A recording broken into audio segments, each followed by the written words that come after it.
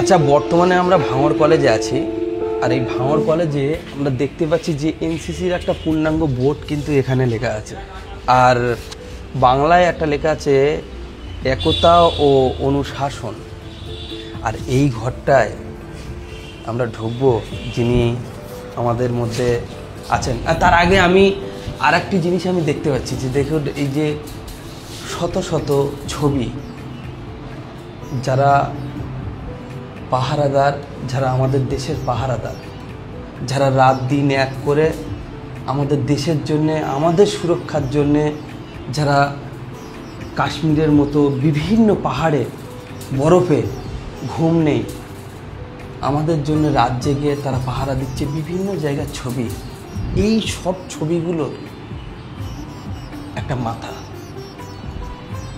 কে তৈরি করে, কাদের দ্বারাই তৈরি হয়, এই অনুশাসনগুলো কে শেখায়, সেই জিনিসগুলো কিন্তু আমরা অনেকেই উপলব্ধি করি।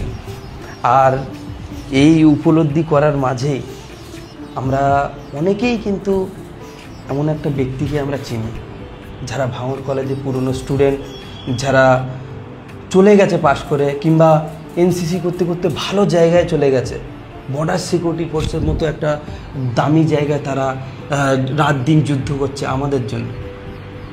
সেই মানুষটাই কিন্তু অনেকেই জানে না, কিন্তু তারাই বলতে পারবে যে এই ব্যক্তিটিকে।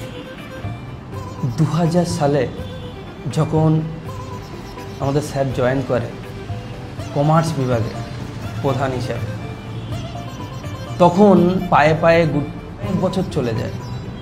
তারপরে স্যারেরই তত্ত্বাবধানে এবং কলেজের তত্ত্বাবধানে আমাদের এনসিসিটা আসে 2004-এ। স্যার 2004-এ যখন এনসিসিটা এলো, আপনি পূর্ণাঙ্গভাবে আপনি দায়িত্ব নিলেন এবং নিজের ঘাড়ে বহন করলেন।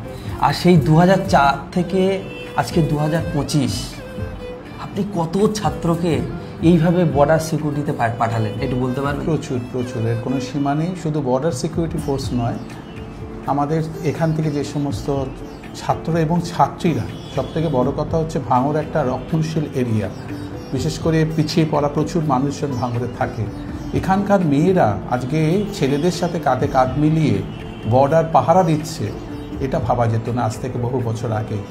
কিন্তু যবে থেকে আমরা এই এনসিসিতে আনলাম কলেজে 2004-এ, তবে থেকে এখানকার ছেলে মেয়েদের মধ্যে একটা উৎসাহ উদ্দীপনা আমি লক্ষ্য করেছিলাম। এদেরকে সঠিক রাস্তা দেখানোর একটা প্রয়োজনীয়তা অনুভব করি, এদেরকে সেভাবেই আমরা গড়ে পিঠে তুলি।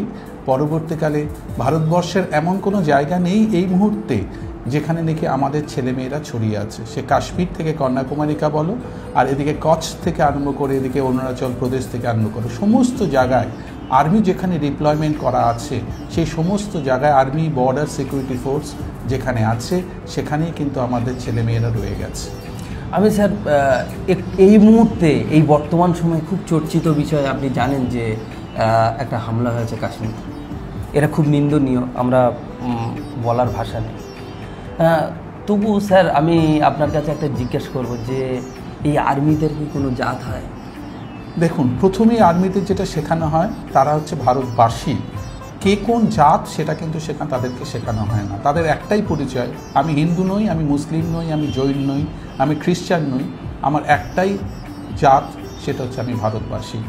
এবং আর্মির ক্যাম্পে আমাকে নিজেকে ট্রেনিংয়ে যেতে হয়েছিল, সেখানে আমি দেখেছিলাম তাদের ওখানে সমস্ত একই জায়গায় পরপর পাশাপাশি সমস্ত উপাসনা গৃহ, যেখানে সবাই একসঙ্গে মিলে উপাসনা করে, একই খাবার খাচ্ছে, একই বাসনের মধ্যে তারা খাচ্ছে, তাদের মধ্যে কিন্তু কোনো এরকম ভেদাভেদি নেই। কয়েকদিন আগে পাহেলগামে যে ঘটনাটা ঘটে গেল, সেটা নিন্দা করার ভাষা আমাদের নেই, কিন্তু তার থেকেও হচ্ছে বড় প্রশ্নটা যেখানে তাদের উদ্দেশ্য যেটা ছিল, সেটা হচ্ছে হিন্দু মুসলিমের মধ্যে একটা বিভাজন স্থাপন করা, যাতে ভারতবর্ষটাকে ভেঙে টুকরো টুকরো করে দেওয়া যায়। ভারতবর্ষটা টিকে আছে শুধুমাত্র সাম্প্রদায়িক সম্প্রীতির জন্য।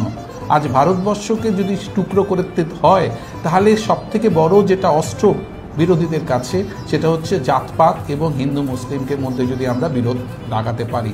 কিন্তু আমার দেখে খুব ভালো লাগলো, কিছু মানুষ মারা গেছে, তার জন্য যেমন আমার চোখের থেকে জল বেরিয়ে গেছে, তেমনি আমার দেখে একটা ভালো লাগলো কাশ্মীরের সাধারণ মানুষ, সাধারণ মুসলিমরা কিন্তু পথে নেমে গেছে, যেটা কাশ্মীরের ইতিহাসে কখনো হয়নি, যে সাধারণ মানুষ নেমে সেই ঘটনার প্রতিবাদ করছে।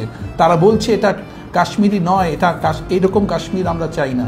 আমরা চাই এখানে সমস্ত ভারতীয়রা এখানে আসুক। এবং আমি 5 বার কাশ্মীরে গেছি, আমি লক্ষ্য করেছিলাম কাশ্মীরে ওরা ভারতবাসী হিসেবে পরিচয় দিতে বলতে একটু করে, ওরা নিজেদেরকে কাশ্মীরি বলে। কিন্তু এবার একটা অদ্ভুত জিনিস দেখলাম, তারা সবাই তিরঙ্গা পতাকা নিয়ে বিক্ষোভ দেখাতে রাস্তায় নেমে পড়েছে। যে জিনিসটা কিন্তু আমাদের ভারতবর্ষের যে ঐতিহ্য, ভারতবর্ষের যে সাম্প্রদায়িক বন্ধন, সেটা কত গভীর সেটা আরও একবার প্রকাশ পেল। স্যার, সবচেয়ে বড় জিনিস আপনার যে ছাত্র আপনি নিজে হাতে তৈরি করেন, এবং আমরা দেখেছি যে এই কলেজে সবচেয়ে একেবারে সকালে আপনি চলে আসেন এই এনসিসি মাঠে, এনসিসি প্যারেড করার জন্য, তাদের শেখানোর জন্য। কতটা কষ্ট করে এই সব ছাত্রছাত্রী মানুষের মতো মানুষ তৈরি হয়ে তারা চলে যাচ্ছে বর্ডারে, ঠিকমতো খাবার পায় না, ঠিকমতো জল পাচ্ছে না, ঘুমানোর জায়গা নেই। স্যার, আপনার সঙ্গে কি যোগাযোগ আছে আপনার ছাত্রছাত্রী? আমার এখান থেকে যে কটা ছেলে মেয়ে আজকে চাকরি পেয়েছে প্রত্যেকের সাথে আমার এখনো যোগাযোগ আছে, প্রত্যেকে ফোন করে। এখানেই একটি ছেলে দেখুন, আমি ছবিটা দেখাচ্ছি, একদম প্রথমে যে আছে ছেলেটার নাম হচ্ছে হারুন। সে আমাদেরই ভাঙড় কলেজের একটা ছাত্র, আমারই ভাঙড় কলেজের ছেলে। কয়েকদিন আগে কাশ্মীরে যে ঘটনা ঘটে গেছে তার কয়েকদিন আগেই কিন্তু এখান থেকে ঘুরে গেল।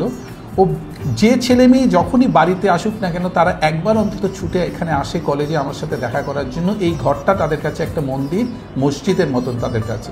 তারা এই ঘরটায় এসে বসে, আমার সাথে দেখা করে। দুদিন আগেও হারুন এসেছিল, হারুন ছুটির মধ্যে এসে আমার সাথে দেখা করে গেল। ও এই মুহূর্তে আছে কাশ্মীরে কুপওয়ারা সেক্টরে, যেটা সবথেকে বেশি গণ্ডগোলের জায়গা কাশ্মীরে, কুপওয়ারা সেক্টর, সেখানে রয়ে গেছে। আমি সবসময় এদের জন্য আল্লাহর কাছে, ঈশ্বরের কাছে দোয়া মাঙ্গি যেন আমার এই ছেলে মেয়েগুলিকে যেন তারা ভালো রাখে, কোনো বিপদের মধ্যে যেন তাদেরকে না পাঠায়। এরকম বহু ছেলে মেয়ে, শুধু হারুন বলে নয়, আমাদের হালিম বলে একটি ছেলে আছে, আমাদের সুজল আছে, নরেন আছে, আমাদের মেয়েরা রয়ে গেছে, তাপসী বলে একটি মেয়ে, সে বিএসএফে গার্ড দিচ্ছে এখন। এরকম বহু ছেলে মেয়ে আছে যারা কিন্তু ভারতবর্ষের বিভিন্ন সীমান্ত অঞ্চলগুলিতে পাহারা দিচ্ছে, যাতে আমরা রাতে ঠিক মতন ঘুমাতে পারি। ভারতবাসীকে পাহারা দেওয়ার কাজটা তারাই নিজেদের কাঁধে নিয়ে নিয়েছে, এবং আমি প্রাউড ফিল করি আমার এই সন্তানদের জন্য। আর এই যে আমি সকালবেলা, তুমি বললে যে আমি সকালবেলা আসি, অ্যাকচুয়ালি এরা আমার নিজের সন্তান। নিজের সন্তানকে যেভাবে মানুষ করে আমি এদেরকে সেভাবেই গড়ে তোলার চেষ্টা করেছি, এবং তারাও আমার সাথে সেভাবেই সেই সম্পর্কটা রাখে। যেখানেই থাকুক না কেন তারা সবসময় আমাকে ফোনাফোনি করে, আমার খোঁজ যেমন নেয়, তারা তাদের নিজেদের খোঁজটাও দেয়। আর আমরা ভালো আছি, আমাদের জন্য চিন্তা করবেন না স্যার। সবচেয়ে বড় বিষয় একটাই, আমি ভিডিওটা খুব বেশি দীর্ঘায়িত করব না, কিন্তু হয়তো পড়াশোনার ব্যাপারে হয়তো স্যার একটু ছাড় দেন, কিন্তু আমরা দেখেছি যে এনসিসি প্যারেড বলুন, এনসিসি যখন শুরু হয় আমাদের মাঠে ট্রেনিং, তখন কিন্তু কোনো রকম ছাড় নেই। নিয়ম শৃঙ্খলা একটা বিভিন্ন এলাকা থেকে যেসব ছাত্রছাত্রীরা আমাদের কলেজে আসে তাদেরকে মানুষের মতো মানুষ তৈরি করে ট্রেনিং দিয়ে তাদের সুরক্ষার জন্যে আমরা যাতে নিশ্চিন্তে ঘুমাতে পারি, তারা দূর দূরান্ত চলে গেছে, পাড়ি দিয়েছে।